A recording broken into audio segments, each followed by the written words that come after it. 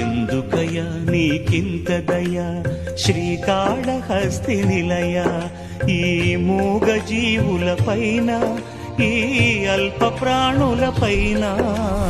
ఎందుకయ్యా నీకింత దయా శ్రీకాళహస్తి నిలయ.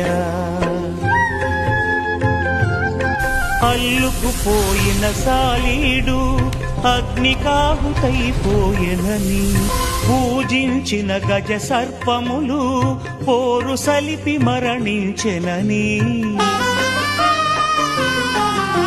ఎరిగితివి, ఎదకరగి కరుణే కురిసితివి. సేవించిన పుణ్యముచే అవి తరించిపోయినవి.